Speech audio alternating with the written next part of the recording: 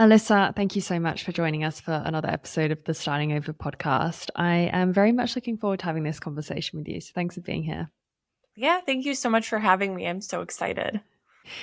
So, we are going to be speaking about sensitivity and harnessing that as our superpower, as opposed to seeing this as something we're lumped with that we've got to manage, that is a handicap or a disability or something that is not a gift, essentially. And where I actually want to start is a little bit with you and your story and what it was like for you growing up. Maybe you could speak to some of the family dynamics that you had and what little Alissa was like.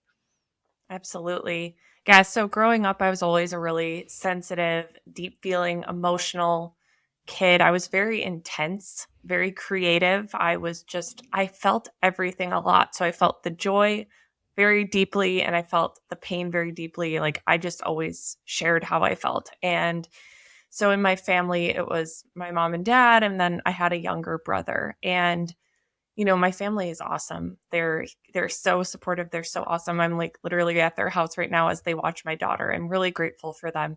But growing up, I definitely felt like a a difficult child. I felt like I was a problem child. I felt like I was often at the center of family fights and disagreements. I felt like I was causing a lot of issues all of the time. And so that was something that I guess internalized throughout my childhood, was just feeling like very difficult. And I really related like my difficulty being like my big emotions caused problems. My big feelings caused problems. I was so intense and things just never felt as easy for me as they seem to come to other kids. Like, for instance, going to like a swim lesson or something, like I was terrified of getting my head wet and going underwater, whereas other kids, like, they could just do things no problem. And so I always started to just feel like, gosh, I'm so different. I'm so difficult. Like, why can't things just be easier for me? I was always worrying. I was asking my parents a lot of big questions. Like, my mom kept this journal for me from the time she was pregnant with me till I was about 5 years old. And I was like asking questions about God and stuff when I was like 4 or 5 years old. I was just always just a deep thinker and things like that. So, I know now later on, many years later, that I'm a highly sensitive person, which we can get into later. But, growing up at that time, I just felt like being so sensitive and feeling so much was not a good thing. And to add another layer to that, my younger brother is definitely more of like an easygoing person. I would not say he's highly sensitive. And so I realized like, after years of therapy and things like that, that I was often comparing myself to my younger brother and feeling like, again, the difficult child in comparison to him. He was so much more easygoing. He's very smart, like very book smart. So as we got older, I would have times where I just felt like I was falling short in comparison to him. He was easier, he was smarter, he was the better child. I kind of developed this shame around who I was because I just felt like I'm a problem. And in addition to that, really with the comparison and just the way I felt about myself as a sensitive person, I really started to develop low self-worth. I really started to get into this like obsession, this cycle of overachieving and trying to prove my value all of the time because deep down, I just didn't feel good enough. I felt like I had to work extra hard to get other people to like me and to feel accepted and loved because I felt like I was a more challenging person. And what about dynamics at school or with friends or with your peers? Yeah. So it's interesting because in school, I was always quiet and I knew exactly what I needed to do to fit in and be liked. I was very much a people pleaser. I would let people walk all over me. I didn't have a backbone, anything like that. And so that was really how I carried myself in school.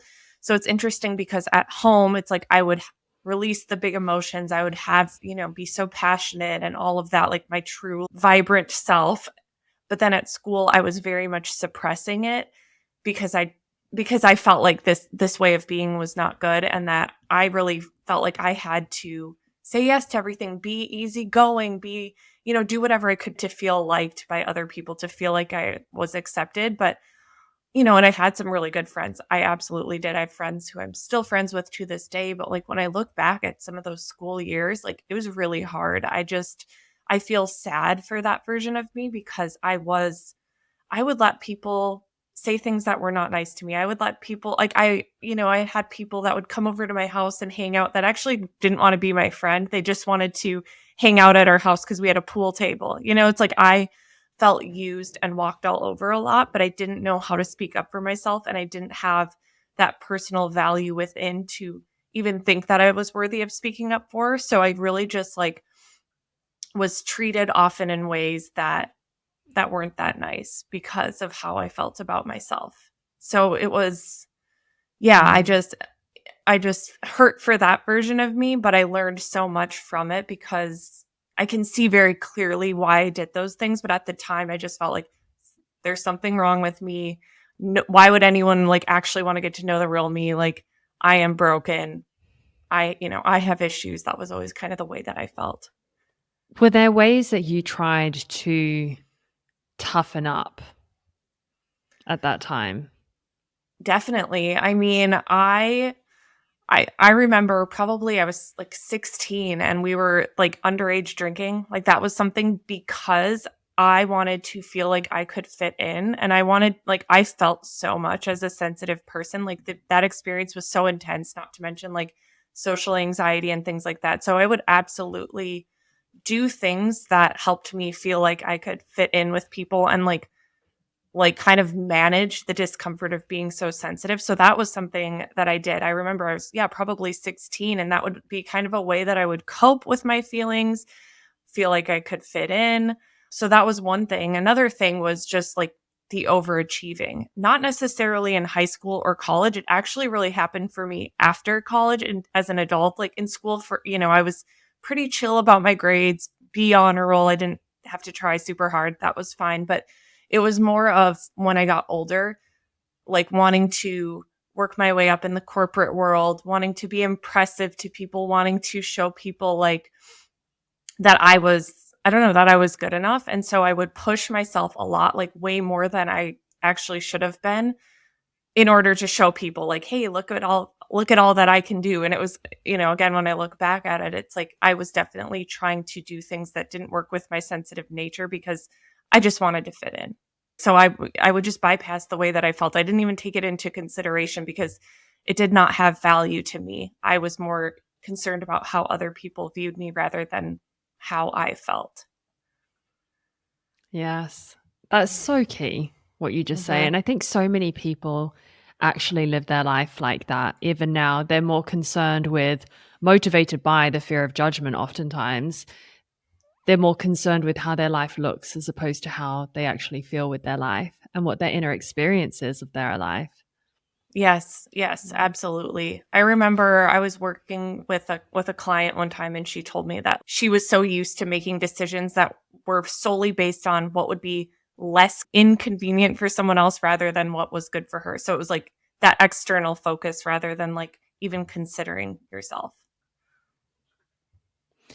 Did you have a shift moment for you, Alissa, where you moved to greater self acceptance? Yeah, it was so for me it came like it was undeniable because of the way it happened. So when I was in my early 20s, I started to develop severe digestive issues and it kind of started out small and then it just really grew. So there was like a year where I started noticing that like certain foods were upsetting me, upsetting my stomach, but I couldn't really pinpoint exactly what was going on.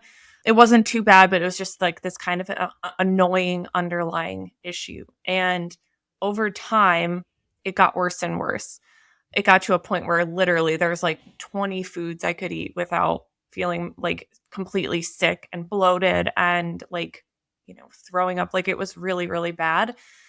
And so this happened when I was working in my first corporate job out of college. I was just like working really long crazy hours in this intense environment, like very much trying to prove my value. I was working really really What hard because industry?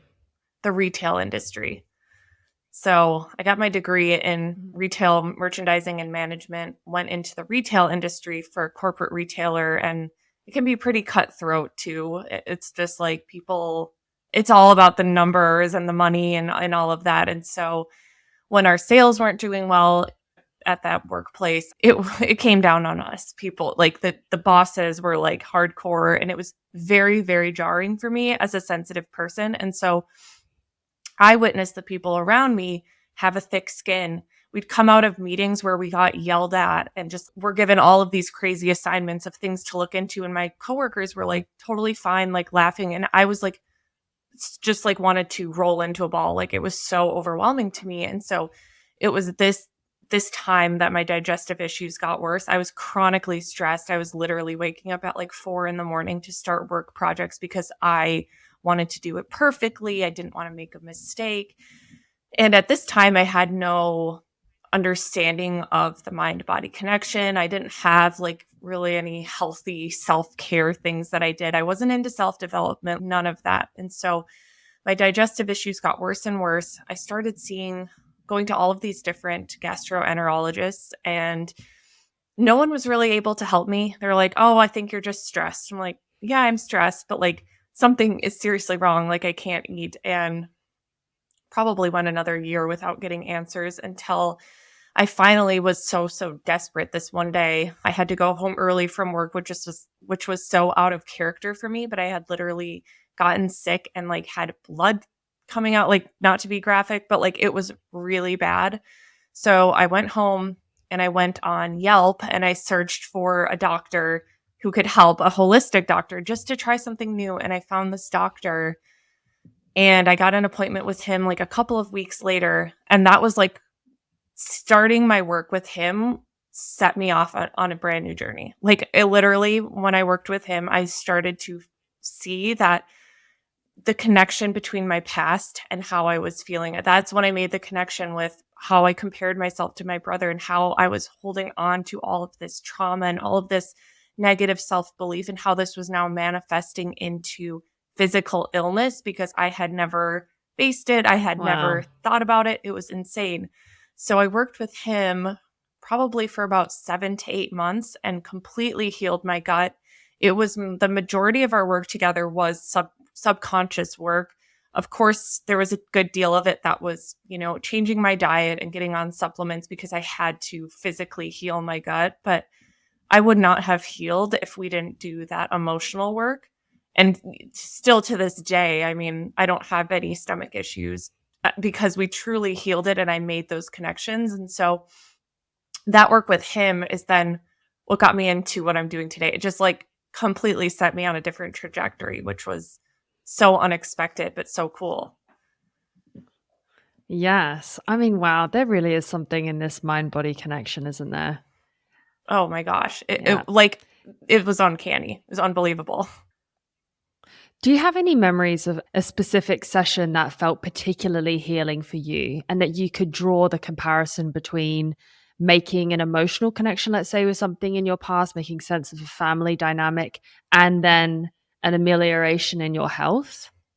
Yeah. So I remember one time I came in and I was going to see him. I think it was every week or every other week at this point. And so he would do this like muscle testing and he would kind of like see where there was stuck emotions in my body. And so I believe this stuck emotion was in my stomach.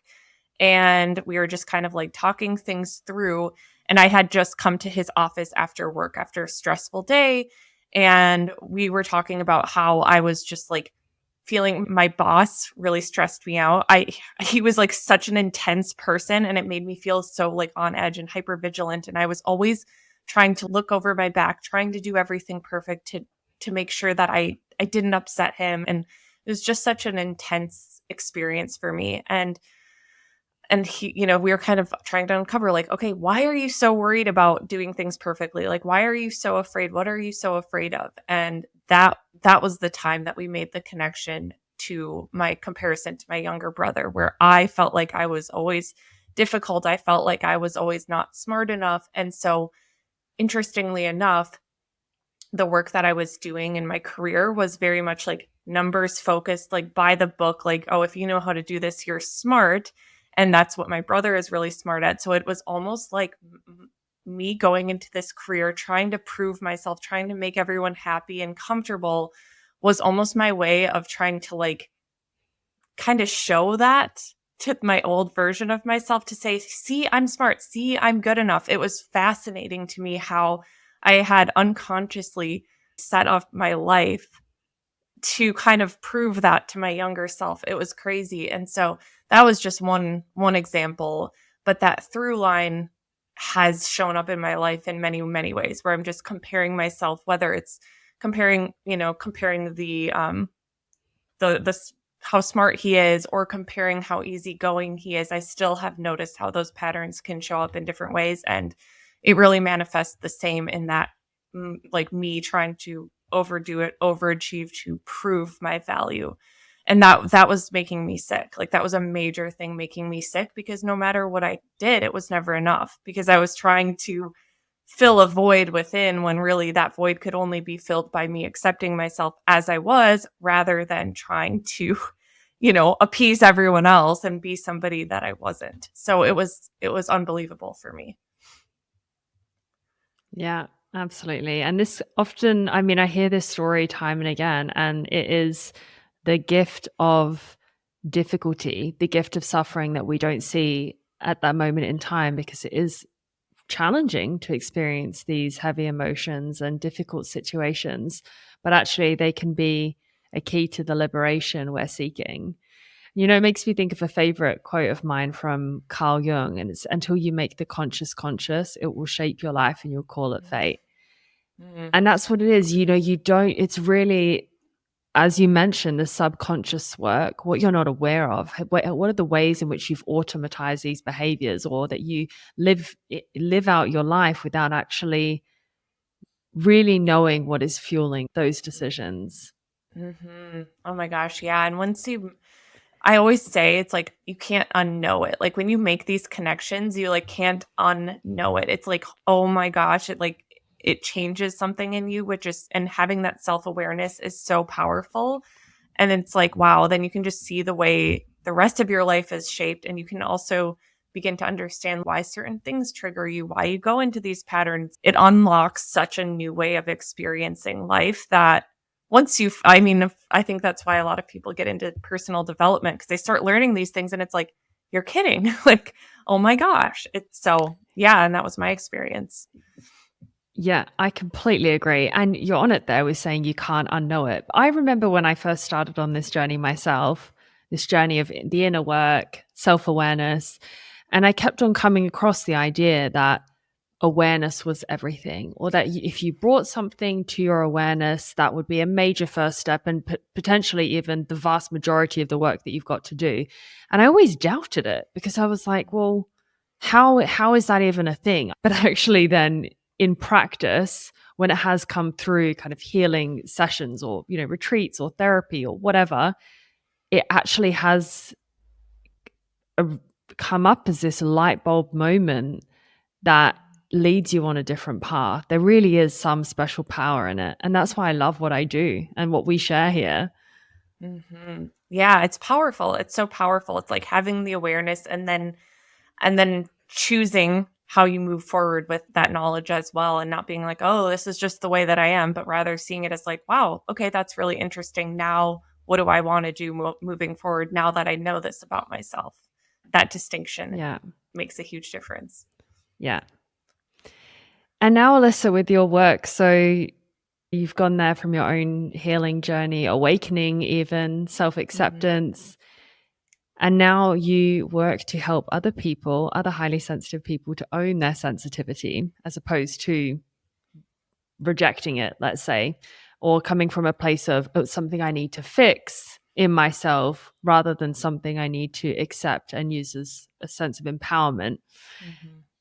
What got you into this work? So my experience of the digestive issues and then meeting my holistic doctor, that was really what started me out on this path. It was not like a part of the plan. It just really happened so divinely. So I continued working with my holistic doctor for like about 2 years, probably. Like I healed my gut, but I almost went to him for like, not a therapy session, but like just his support was so unbelievable for me. And so through my work with him, I was just learning so much and my view on life was changing. I also had started to then, of course, get into self help books and personal development. And it was at that time my mom had found this book called The Highly Sensitive Person, written by Dr. Elaine Aron. And she told me about this book and she's like, Alissa, I think this describes you. You should read it. And so I read about being a highly sensitive person, how this is like actually a trait that impacts about 20% of the population. It's not, there's nothing wrong with you if you're more sensitive. Like some people are just more sensitively wired. So I learned about this. I was learning about the power of meditation and subconscious beliefs, and it was blowing my mind. And so I just started to blog on the side of my full time job. I've always been a very creative person. As a kid, I would write little books. I almost went to school for writing. And then I was like, what am I going to do with a writing degree? So I went, or an English degree. And so I went into retail instead. But I just had this urge to reconnect with my creativity. And so just started blogging. I just wanted to share and help people. I started a little Instagram account and it just kind of blossomed like naturally. Like I was very committed to my blog. I posted 2 times per week, no matter what. Like I didn't have anyone really reading it, but I was just really, it just like filled me up and I was obsessed with doing it. I would wake up at like 5 in the morning. And then over time, I really started to notice a theme that when I talked about high sensitivity and being really empathetic and people pleasing and all of these topics, people really resonated with it. And that was actually very healing for me because I saw that like I was not alone in this experience, that there was so many other people who felt the same. And so I just really started focusing on that and started to really see the through lines in other highly sensitive people's experience. Like they had very similar stories to me. A lot of people had a chronic illness, like all sorts of stuff that was just so crazy. And so I recognized that through my experience, I could then actually help them. And so that birthed over time different programs, mentorship, like all of the things that I do now. It led to me quitting my full-time job and doing this now as my career. So How has it felt to, as a comparison between the corporate work that you were describing before versus what you're doing now? I mean, this work just energizes me. Like I like I remember after giving birth to my daughter and then being so exhausted, yet when I would do any of my work, like when I could find time for it, it's always fueled me. It always just like energized me. Like I could wake up and before I had her, I could wake up so early in the morning because I just was like so passionate and inspired versus in the corporate world doing something that I didn't love or care about that much felt like it was energy draining a lot of times. It was like, oh, I just have to do this, but I didn't have that passion for it. And I'm a practical person, so I resisted for a very long time the idea of making money from your passion. Like I literally was like, "Oh, I'll just blog on the side. I'm not going to try to make a business out of this." I very much resisted it. I did not go into it thinking I would do that. It just again kind of eventually evolved to getting to that place, but yeah, the difference was just like, wow, this is a soul calling versus this is something I'm doing to you know, bring in money. So it was just a different feeling in my body. And I've found, again, when talking with a lot of highly sensitive people, is a lot of HSPs is another term for it. A lot of HSPs have this desire as well to do things each day that are more like nourishing for the soul rather than just like trying to check a box. Like a lot of us really crave that depth in our daily life. I totally put myself in that camp too of wanting to have something that fuels your soul, that feels like a calling, that energizes you rather than drains you. But to come back to the core of what we want to go into on this podcast about really harnessing this sensitivity as a superpower and finding more emotional balance, I want to break down, Alissa, like 3 key elements here that would really help the listeners to see the transformation in their own life as well. So, one of the first things that you think is really crucial and I hear it even with your own stories you've shared, is the importance of self-acceptance or even radical self-acceptance. Can you elaborate on this? Yes. So self acceptance, just unapologetically embracing who you are, like however you want to say it, is essential. It's essential because I hear from highly sensitive people all of the time. They'll come to me and they'll say, I feel so misunderstood. I feel so different. How do I get people to understand me? I hear things like this. I also hear them just so worried about what other people think about them. They're constantly like second guessing everything they say. And to me, what I see here beneath the surface is them not accepting themselves and being so concerned about what everyone else thinks of them, what everyone else is, potentially going to judge them, things like that. And so I have found that when you accept yourself unapologetically, when you're like, hey, this is me, take it or leave it, it gives you so much power in your life. It makes you less concerned about what other people may or may not be thinking of you, or if they think that your needs are quote unquote too much. Like when you accept yourself, you don't feel like you have to tiptoe around or like you're a burden.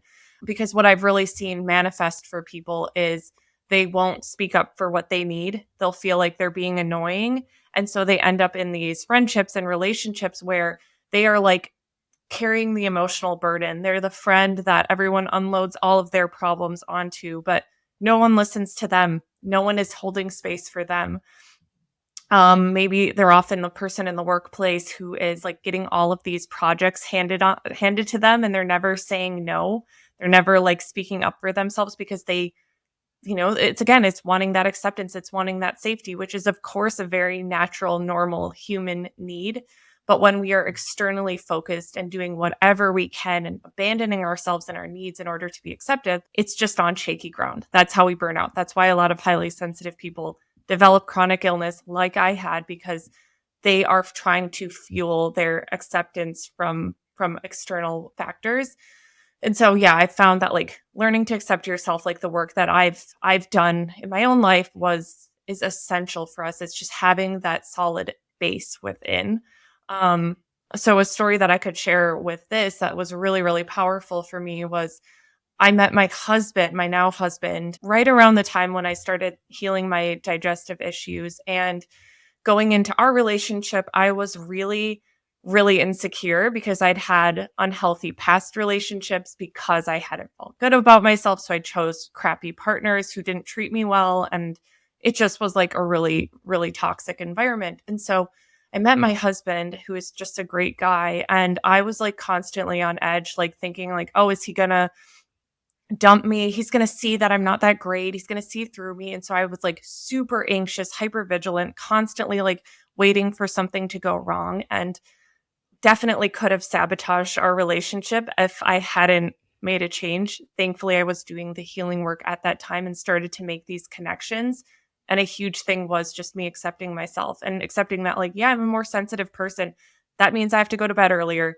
That means that, I have specific needs that other people don't need. And when I accept that about myself and when I move in my life with that energy of self acceptance, it impacts other people.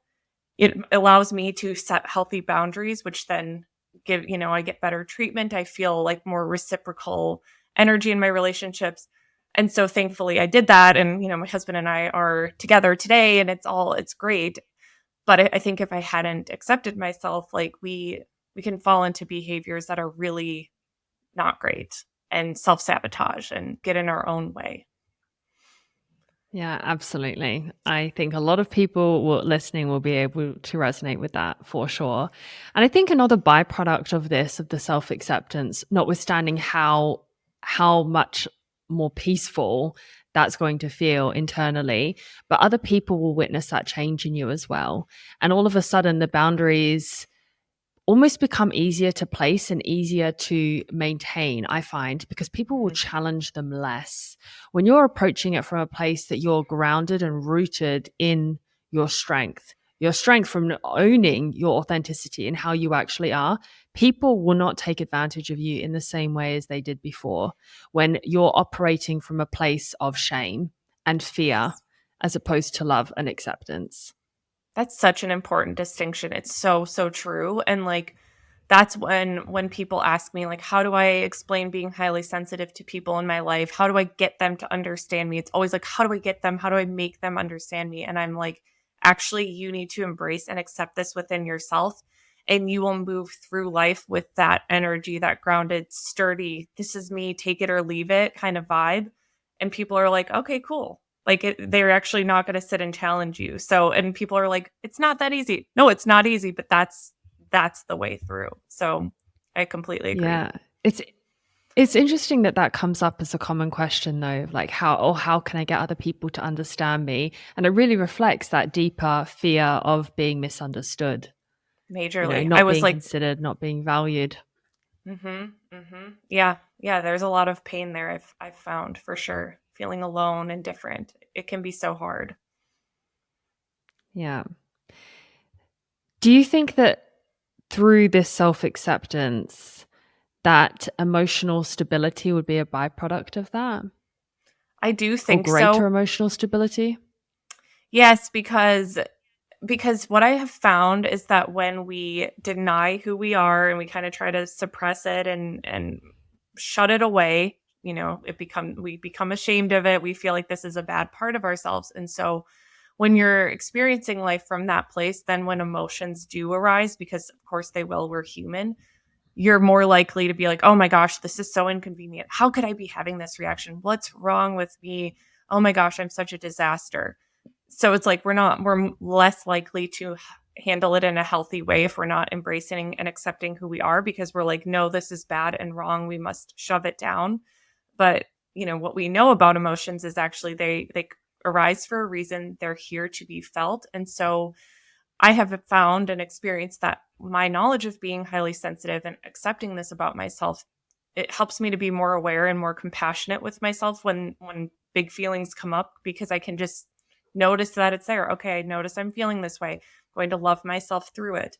I'm also more aware of my triggers and things that can be potentially upsetting for me, and so I'm just kind of like have that awareness about it. Becoming a mom was a huge thing for me, where there was just I anticipated, because I know I'm highly sensitive, I anticipated that this transition would probably impact me in a heavier way than it might for less sensitive people. And I don't know, I feel like that was true. And so I tried to have things to set myself up ahead of time, like having a postpartum doula, getting a postpartum therapist shortly after, really like leaning on support and setting myself up ahead of time so that I could be held and cared for, and that I could, as much as I could, create space, to feel however I felt and be in survival mode as infrequently as possible.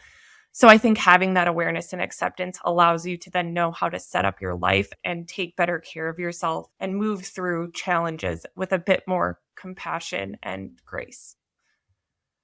Yeah, beautiful. The compassion and grace I see as being so important because I think a lot of people who perhaps see this trait in themselves and are still at the place where they don't love it, or at least they can love and accept the parts of it that are seen as being good, like sensitivity being a beautiful bridge to greater, deeper, more fulfilling relationships. There's a lot of beauty that comes with it. But people wanting to reject the other side, the heavy emotions, the feeling like, why can't I just, I've had somebody say this to me recently at a retreat, like, I'm frustrated that I want to feel like I have everything together. And then all of a sudden someone says something at work and I feel myself tearing up and I'm just so Mm. frustrated. Why can't I just be strong? I just feel so weak in comparison to other people. And I hate this part of myself, Oh, and really yeah. seeing it as a key to like weakness. Yeah. Oh my gosh. I mean, I just feel that so much. And it's like I want, and anyone who feels that way, to be able to reframe it as like, this is a beautiful way to be. It's beautiful to feel things deeply. Yes, it can be harder sometimes, but it doesn't have to equal weakness. And I think that a huge reason that a lot of sensitive people feel like their emotions are a weakness or just their sensitivity is because in society we don't necessarily see this being celebrated. It's glorified to toughen up. It's glorified to like push through and work hard and blah blah blah. But I think that if we did see more examples of and just normalizing the human experience and having these feelings come up, I think that would help people see like, oh, maybe other people are suppressing their emotions more than I am. But like that doesn't, I wouldn't say that's a strength, to not feel. Like I'd rather feel it all, because also you can feel the joy more intensely. You can feel the excitement, the creativity. You can have deeper connections with people. Like there's, the challenging and the beauty to it. Like there's always two sides to everything. So, but yeah, so I think it's like the acceptance piece really can play a part in that. Like sometimes I kind of like to approach life in a lighthearted way. A lot of times that's just like my way, where it's just like I can at this point kind of laugh it off and be like, oh, of course I would cry at that. Like that's just me, not like, oh my God, what's wrong with you? It's like I'm sensitive. Like, yeah, I cry easily. Like it is what it is. And a lot of people could probably then release, take down the mask themselves and say, hey, me too. We just often think we're the only ones because it's not talked about. And I want it to be talked about more. I want people to know that they're not alone. Yeah. I think one way of really knowing whether you have made progress on the part of accepting yourself, and I've certainly witnessed this in my own case, is if somebody makes a comment with love. So I'm not talking about somebody being manipulative or toxic or anything, which is another story, but very, very important in this context too. But let's say my husband says something like, what would he say? You're like, oh, you're crying about that or that again, or some other comment about crying very easily. You're breaking down. And like you're saying, being able to treat that lightly and be like, oh, yeah, of course, as opposed to being triggered. And even if you don't say anything, that whole dialogue and that storm that's going on internally and bringing up that, oh, I'm unworthy because of this. Oh, that is a weakness in me. Oh, that is something I need to get rid of. And I know that that comes up for a lot of people who have those sensitive tendencies. It's like that you won't say anything, but internally you are so rejecting the experience and rejecting and abandoning yourself in that process. Yes. Oh, yes. It's so, so true. That distinction is so important because there really is that difference. And that's when you can recognize that it is integrated and it's a part of you, because it doesn't have that sting that it used to, because you're like, yeah, that's me. It's like, yeah, my hair is blonde. It's just like, it's basically like there, like, yeah, I'm not going to disagree. Yep. I'm crying again. And it's not a Yep, that's a shameful thing fact. anymore. Yeah, That happened. exactly. Yeah. Exactly. It's very Yeah. neutral, I would say. Second point for you, say that we could work on expanding our distress tolerance Mm. and cope with big feelings in a healthy way. Such a key point, because as we've said already so far, like this is the point where so many people do self-abandon and self-reject and self-loathe, even because the heavy emotions just feel so overwhelming. What would you say to these points? Yeah, this is like one of my favorite things. It's just talking about expanding our tolerance for stress, because the truth is life is stressful, things are going to happen. We're going to be thrown into the middle of chaotic situations. We're going to be in overwhelming environments where people are loud and obnoxious, and a lot of highly sensitive people can feel like, oh, I'm too sensitive to cope in the world. Oh, I'm too sensitive to deal with this. And so that can become a self fulfilling prophecy where we're like, okay, I can't handle that. So then we stay home, we avoid, we don't do things that are challenging because we don't trust in our ability to cope with it. And so it's really important for us, because as sensitive people, we have nervous systems that are more sensitive. So, like, the fact that things can feel really overwhelming to us is true. Like we can get dysregulated more easily. Loud sensory stimulation, like loud noises or bright light with fluorescent lights in a room, whatever. Like these can literally be overstimulating to highly sensitive people. So if we want to be able to go out in the world, live our life, engage with other people, things like that, we have to learn how to expand the tolerance of our nervous system, bring ourselves to a regulated state so that we can manage these situations as best as we can without feeling completely overwhelmed and like drained. So that's just something that's a part of everything I do with HSPs. Like every single program I have has nervous system regulation tools. I'm a huge fan of emotional freedom technique, tapping, using like cold therapy. I love meditation. daily movement, things like that. Like this is something I integrate into the work that I do with HSPs because it's really important. I like to think of it's like I tell them like, okay, if we're expanding our world, we're let's say you're starting a new business, you're putting yourself out into the world and you're scared of the judgment. You're going to have to like up the self-regulating practices. You're going to have to increase the self-care that you're doing in order to kind of show yourself that it's safe to be in these different environments and show yourself basically that I can survive this. Um, this also goes with like setting boundaries for the first time or asserting your needs for the first time. Like we have to couple this with things that can regulate ourselves so that we can expand our ability to manage all of this because that's just one thing. And I know that like there's some people who will come to my Instagram page and I won't be for them because my message is really about like go out, live your life, like you're not too sensitive. And some people want to not do that. They want a reason to not go after their dreams because it's scary and overwhelming. And that's okay, but I'm not the person for them because I want you to go do things and I think it's healthy for us to and important for us to know how to manage the stress and not let it completely take us down. So that's really, I get Yeah. fired up on that. Yeah. No, I hear it and I love it too. I love it too because otherwise you're just seeing this as a, like you said before, it's a self-fulfilling prophecy and you're Mhm. putting a cage around yourself. You're holding yourself back. You're limiting yourself from your full potential and the life that you actually want to lead because you have a fixed belief that you are this way and there's nothing you can do about it. As opposed to just what you said there, use this stress or increased discomfort as a reason to up your self-care or self-regulation practices. You can mitigate that. You don't need to keep playing small. Love it. And on that note, I do want to break down some practical strategies here that people could implement into, a daily routine or something that's really tangible here for people to take away. Definitely. Yeah. So I like to make things as simple as possible. I know a lot of people have busy lives. So I'll just share some different things that I have found really helpful in my journey and maybe it will resonate and be supportive for others. So for me, I have found that a regular meditation practice has just been so helpful for me that I first got into meditation when I was having my digestive issues and I was recognizing how stress was impacting my body, my physical health so much. So I was like, I just want to feel better. So I started with meditation every day. And what I noticed over time, like it wasn't immediate, but over time, I noticed how there was kind of a space between the initial thought that I had and like me actually accepting it. Because in the past, if I had a thought, I believed it. So it was like, oh, you suck at this. Oh, you're not good at this. Oh, they think you're weird or you messed up, whatever. Like I would just believe these critical thoughts.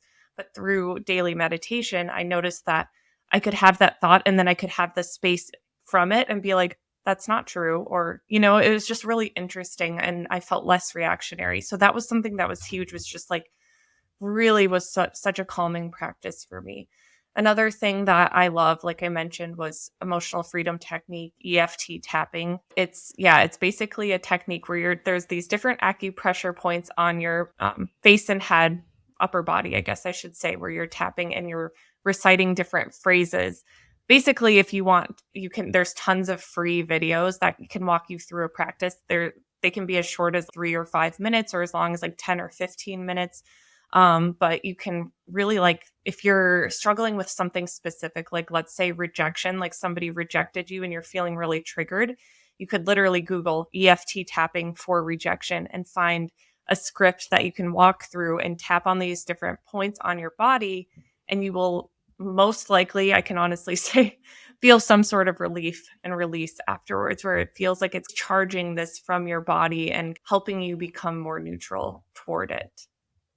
I just love having grounding practices, especially as a busy mom, because my routines right at this moment are not as robust as I would love them to be. So sometimes just like coming back into my body is the best thing that I can do for myself. So this might look like if I'm washing the dishes, just like being mindful of my feet on the ground, really feeling my feet firmly planted on the ground and feeling the water on my hands as I'm washing the dishes, like really trying to be present and mindful to the experience and making that kind of a meditative practice. It sounds simple, but if you actually commit to doing that, you can notice a shift within yourself. That's huge. Another thing that I do too is just checking in. Where am I at? How am I feeling? What do I need in this moment? Sometimes, as highly sensitive people, we're just so overstimulated by the sensory things going on in our environment. And maybe all you need to feel better is to get your hair out of your face and put it in a ponytail, or, tidy up the kitchen counter, or put on comfier clothes. A lot of times we don't actually realize how dysregulating and overstimulating these things can be. So when you make it a practice to check in with yourself and kind of like scan, like, how am I feeling and is what's bothering me? You can often make a micro adjustment that literally makes such a huge difference. So these are just simple things that I do. And the simple things really add up. The They do. basics are really everything, as long as they're practiced consistently. And the thing is, we're all looking for a special magical formula, but actually the secret of success lies in what we do with consistency. Amen. Always. A question that comes up, it's one that comes up with me and my friends a lot, is, so actually what I will say is, there was a podcast episode that really touched me recently. Somebody shared about the top regrets of the dying. Name is Bronnie Ware. She's an Australian author. And one of them was, I wish I had the courage to express my feelings more, express my emotions more. I thought that's really interesting that came up as a common regret of the dying. And I thought, I don't think sensitive people are going to say that so much. So maybe that is a gift of sensitivity, because we are in tune with our emotions. We do express our emotions and have really a lot more perhaps freedom than others have. We're less blocked in that. So that's a positive. But the question herein is that where it can tip over into the overwhelm and the over everything is when those emotions consume us. So I guess the question is really, how do you think people could allow themselves to have more emotional balance, be more at ease with their emotions without feeling completely absorbed in them? Yes, such a good question. Something I have found is in my own journey, and now that I share with HSPs, is that when we're feeling consumed by our emotions, when things feel like a lot, I found that actually often the best thing to do is first regulate our system and get ourselves as much as possible feeling safe in our bodies, because we can just get caught up in the sensations and feeling like overtaken by them, and oh my gosh, this is so much and so much, and we spiral and ruminate and it becomes worse. And so I've found in my experience that it's really important to have something that can help you return, to a state of feeling more safe in your body. A lot of times, like if I'm at that like 10 out of 10 emotional, like, oh my gosh, this is too much, something that I love to do is take an ice pack and put it on my chest. It can literally be so calming, and just do something that can help me return to my body. And then I find that it's important to then create the space to feel whatever's coming up, to kind of feel the sensation and not jump right into, oh my gosh, what does this mean? And going into the entire story of, where's this coming from? Why is this happening?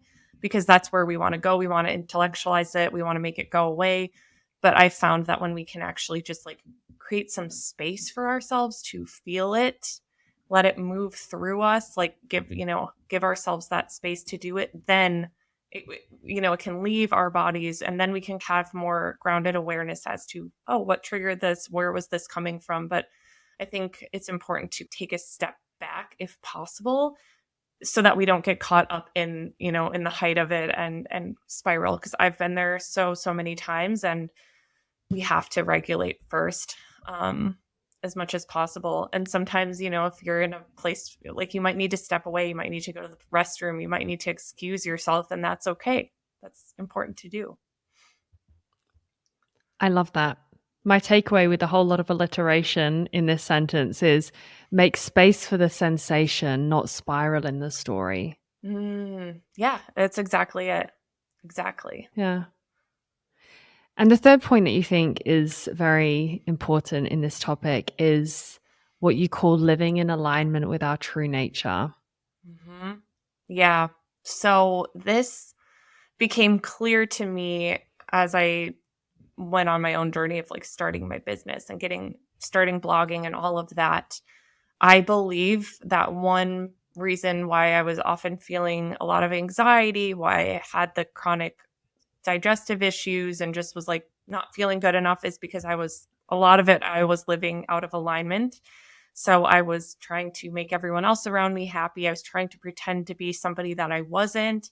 I was trying to work in a career that just wasn't meant for me. Like my soul was like, no, you need to be doing something else. And I think one of the gifts of being highly sensitive is that we are so often so in tune with ourselves, and we can't ignore our bodies are loud, and sometimes we'll get sick or have different physical sensations that are telling us that we're out of alignment. And so that's what happened for me. And so it's essential that we have things in practice that help us to be more congruent in our lives so that we are, as much as we can, living in alignment. Obviously, there's going to be things in our lives that we don't love to do. That's okay. That's normal. It's part of being human. But basically, it's like, are you being true to you? Are you expressing yourself enough? Or are you trying to just make everyone happy? Are you spending too much time every day doing something you absolutely hate? Just like starting to ask these questions, like, am I living most of my life for other people, or am I living most of my life for what feels good and true for me? Again, it can't be a perfect 10 out of 10. I mean, we'd love that, but like, if most of it you can say is in alignment with you, that's important, because again, as sensitive people, our bodies are going to let us know if we're not, and we can't ignore it. I think it's a beautiful thing. It's our soul's calling that's like giving us direction, but we have to be willing and also be courageous enough to follow that calling. Mm-hmm. And the world needs more sensitivity and more compassion. And I think the more that sensitive people can really step into their authentic self and embrace that part, I mean, that would be a really powerful shift. Yeah, that's literally my mission. Is like, I just believe that we need more sensitive voices out there. We need more examples of sensitivity being a beautiful thing, because think of all of the children that can grow up in a world where they see this modeled, like how that would change adults and change the way that we treat each other and things like that. And so it's like, my mission is like, how can I help highly sensitive people feel good in their skin, feel self-acceptance, so that they can go out and do good in the world, whether it's through, being a good parent, or through their job, or maybe through starting their own business, or whatever that looks like, but just like being leaders in their own lives and making that positive ripple effect. Like, I just think that's what we need. Amen. You got it. Well done. It's a Thanks. great mission. Keep shining your light and doing your thing. But on that note, I want to ask you a little bit about business, because a lot of people would assume that sensitive and business are just antonyms. Like, they do not Mhm. go together. So, and here you are saying you can be sensitive and do business well. Mhm. And it's something you also have a mastermind on. I do. I do. Yeah. I love supporting highly sensitive people in business. It was one of those things, again, that randomly, divinely, I was led to. I got so many questions about it. I'm like, okay, clearly I've got something to say. So sensitivity is honestly can be such an asset in business. Thinking, like, if you think about it, a lot of business is about connecting with people in an authentic way, and we are so bombarded with inauthentic marketing and people out there where it just feels creepy, disingenuous. It just doesn't feel good. And so, as a sensitive person, like, one of our superpowers is literally being able to connect deeply with people, being so empathetic, and being able to understand their needs and how we can support them. And so we can actually leverage these parts of us that are innate and use that as a strength in business, as a way to cultivate a strong community of people and create things that people really genuinely desire, because we can actually make those connections rather than, just coming at it from a place of just, oh, I need to make money or whatever. It's like, highly sensitive people tend to be very heart-centered and passionate, and so people can feel that we all are craving more realness. So something I love to teach HSPs is how they can use that as a strength in their business.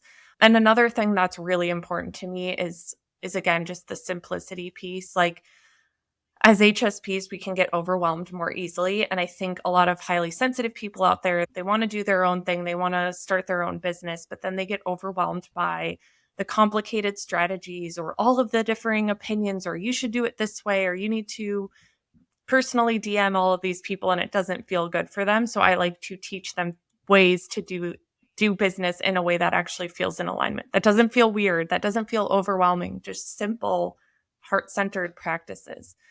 So that's really, I mean, it's just been so fun and so fulfilling because I've been able to then see people with an important mission like actually put that out there.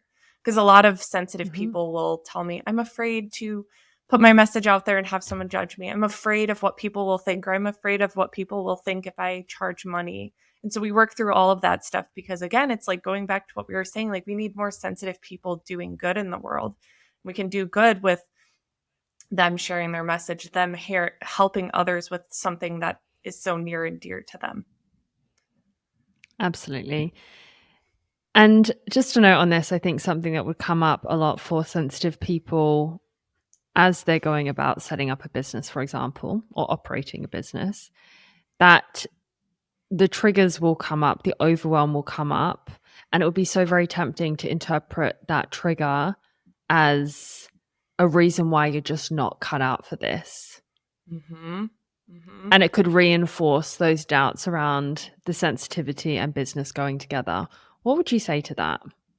So to that, I always like to be so transparent and share the struggles that I've had and say, like, share the times where I've had people literally write me the meanest comments, the meanest emails. I've had times where I've been overwhelmed and been like, oh my gosh, screw this. So I share that so transparently in all of my programs and sometimes on my Instagram as well, just to normalize it and to be an example and say, hey, this happens to me.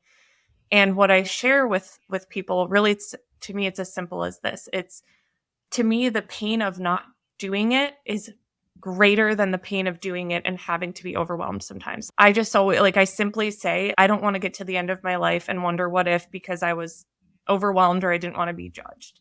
So I share, like, these things come up and here's how I work through it. I have a process for working through triggers. I have my EFT tapping, my meditation.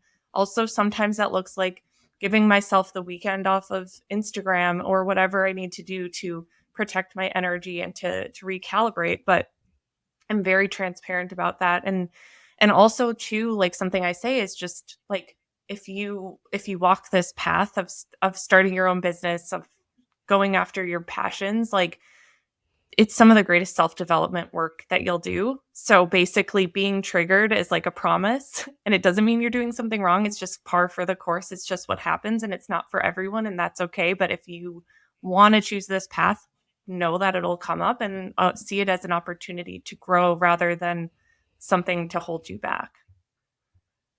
Yeah, that's an important mindset shift and something that could lead to true transformation. Going back to exactly what you're saying about feel the sensation and don't get swept away with the story. Mm-hmm. And you Exactly. realize actually how quickly it does pass through you. Yeah. Yeah. It's like, are we going to keep going or not? Okay. Yep. Yep. Let's go. I'm going to move into the final fast few questions now, Alissa. And the first thing I wanted to ask is there something that you used to believe that you no longer believe? Hmm. Yeah, I guess I just used to believe that in order to be a powerful person, you had to be the loudest, most outgoing person in the room. And I've now come to believe that that's not always the truth at all. I'm a huge believer in quiet confidence. And I've seen beautiful examples of people who just have that energy about them that demands respect and attention without them having to say a whole lot. I love that. Second, what are top 3 books you'd recommend for highly Mm. sensitive people? Oh, okay. So the book The Highly Sensitive Person by Dr. Elaine Aron, that's like, I call it like the Bible for HSPs. It just is a great introduction to the topic and to gain an understanding about yourself. Another book that I love that was life-changing for me was the book Quiet by Susan Cain. It's about the power of being an introvert, and not all HSPs are introverts. I believe it's like 80% of HSPs. I could 70 or 80, I forget. So the majority are. That's a beautiful book about accepting yourself. And the other book I would recommend is kind of random, but I love it. And it's so good. So it's called Let It Be Easy by Susie Moore. And I recommend that because it's it's these bite-sized little examples of how you can create more ease and simplicity in your life. And I think for sensitive people, learning how to do that is key because our minds want to overcomplicate and catastrophize and make everything a big deal. And I've found a ton of peace from really having that be a mantra. How can I make this easier? How can this be simpler? So that would be a book I'd recommend. Love that.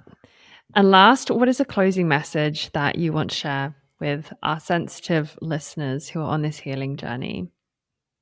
I just want to share that you were created perfectly. There's no, if you're resonating with this, if you're listening to this and you've always felt like you're too sensitive, your needs are too much, you're too dramatic, like I hope that something that you take away from this conversation is that you're not too much, you're not too sensitive. You were created this way for a reason. You have a special purpose here on this earth. And honestly, like doing the work to truly accept yourself will help you feel unstoppable. A beautiful note to finish on. Thank you so much, Alissa. Thank you for being so open and honest about your own difficulties and your own journey. I think a lot of people will find themselves in your story and find a lot of solace and comfort in knowing that they aren't alone in this, and this isn't a reason to feel less than in any way. And in fact, there really is a profound opportunity here to embrace your sensitivity as a superpower and something that the world is in desperate need of as well. Yes. Thank you Thank you so so much. much.